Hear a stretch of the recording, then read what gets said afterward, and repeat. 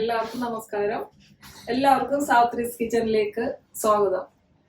പിന്നെ സാവിത്രീസ് kitchen subscribe ചെയ്യാത്തവര് please subscribe. എല്ലാ ആഴ്ചയിൽ 2 വീഡിയോസ് ഇടുന്നുണ്ട്. തിങ്കളാഴ്ചയും വെള്ളിയാഴ്ചയും ഈസി ആയിട്ടുള്ള വീഡിയോസ് ഇടുന്നുണ്ട്. എല്ലാവരും കാണണം. ഇന്ന് നമ്മളിവിടെ ചെയ്യുന്നത് കൊത്തു പൊറോട്ടയും. ഇന്നലത്തെ ലെഫ്റ്റ് ഓവർ ചിക്കൻ കറി പൊറോട്ടയും ബാക്കി ഉണ്ടായിരുന്നു, അതുകൊണ്ട് കൊത്തു പൊറോട്ടയാണ്. ചിക്കൻ കറി ഞാനിവിടെ ഉണ്ടാക്കിയതാണ്, പൊറോട്ട പുറത്തുനിന്ന് വാങ്ങിയതാണ്. ഇതൊരു കംപ്ലീറ്റ് മീലാണ്. ഇതിന് സൈഡ് ഡിഷിന്റെ ഒന്നും ആവശ്യമില്ല. അതിനുവേണ്ടി ഒരു 3 പൊറോട്ട ഞാൻ എടുത്ത് വെച്ചിട്ടുണ്ട്. അതൊന്ന് അരിഞ്ഞെടുക്കണം ആദ്യം.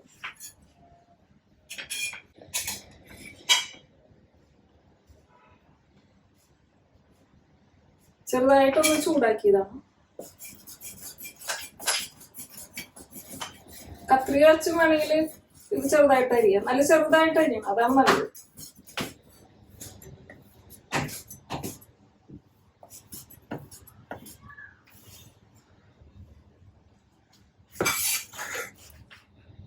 ഇത് കിച്ചൺ സിസേഴ്സ് വെച്ചിട്ട് സുഖമായിട്ട് അരിയാട്ടാ, എളുപ്പമാണ് കുറച്ചും കൂടി.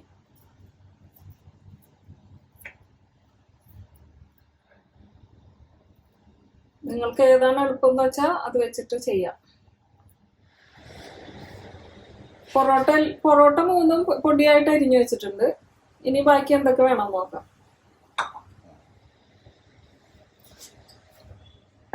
ഒരു ടൊമാറ്റോ അരിഞ്ഞത്, കുരുമുളക്, കുറച്ച് കളർഫുൾ ആക്കാൻ വേണ്ടി കുറച്ച് ക്യാരറ്റ്, ഒരു ചെറിയ ക്യാരറ്റിന്റെ പകുതി, മല്ലിയില, 2 പച്ചമുളക് അരിഞ്ഞത്, ഒരു സവാള അരിഞ്ഞത്, ചിക്കൻ കറി. അത് ഞാൻ എല്ലൊക്കെ മാറ്റി എടുത്തിട്ടുണ്ട്. കഷ്ണങ്ങൾ എല്ലൊക്കെ മാറ്റി അതിലേക്ക് ഇട്ടേക്കണം.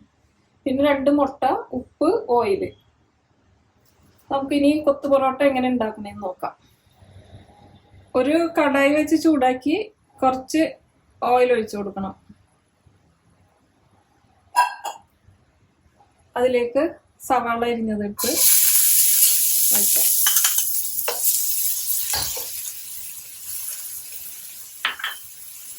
പച്ചമുളകും അതിലേക്ക് ചേർക്കാം. ഇതൊന്ന് വാടിയാൽ മതി, ഒരു 2 മിനിറ്റ് ഒന്ന് ഇളക്കിയാൽ മതി. ഇതിലേക്ക് കുറച്ച് ഉപ്പിട്ട് കൊടുക്കണം.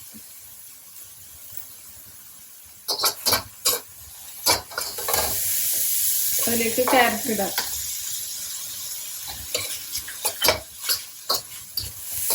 ഇതിലേക്ക് ടൊമാറ്റോ ഇട്ട് കൊടുക്കണം.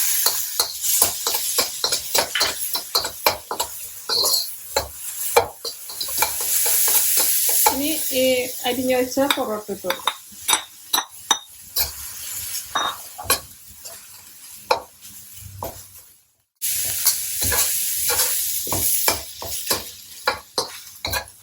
ഈ മുട്ട ഒന്ന് അടിച്ചെടുക്കാം.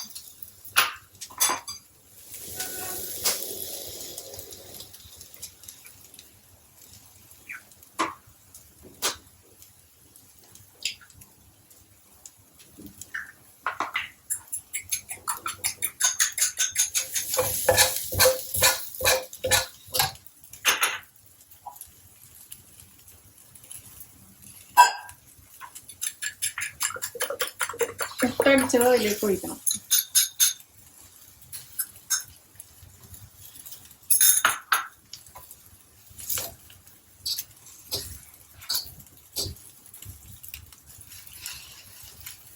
ഇനി എല്ലാം കൂടി ഒന്ന് മിക്സ് ചെയ്യാം.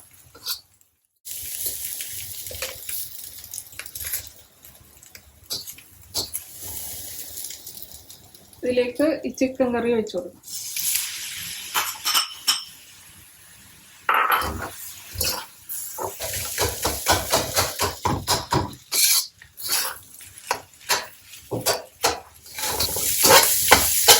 ഇങ്ങനെ ഹൈ ഫ്ലെയിമിലിട്ട് ഇങ്ങനെ കുത്തി അത്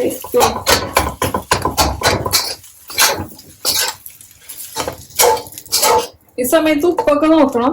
ഉപ്പ് എരിവൊക്കെ ഉണ്ട് മസാലയില്. ചിക്കൻ കറിയിൽ എരിവൊക്കെ ഉള്ളതുകൊണ്ട് എരിവൊന്നും ഇടേണ്ടി ഒന്നുമില്ല. ഇനി നമുക്ക് കുറച്ച് കുരുമുളക് പൊടി ഇട്ട് കൊടുക്കാം. മല്ലിയില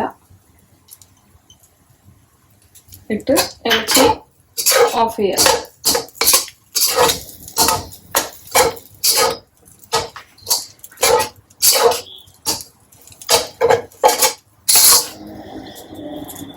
പിന്നെ നമ്മളുടെ തട്ടുകട കൊത്തു പൊറോട്ട റെഡിയായി. ഇനി ഫ്ലെയിം ഓഫ് ചെയ്യാം. ഇനി ഒരു സെർവിങ് ഡിഷിലേക്ക് മാറ്റാം. കുറച്ച് ഉള്ളിയും മല്ലിയിലയിട്ട് ഗാർണിഷ് ചെയ്യാം.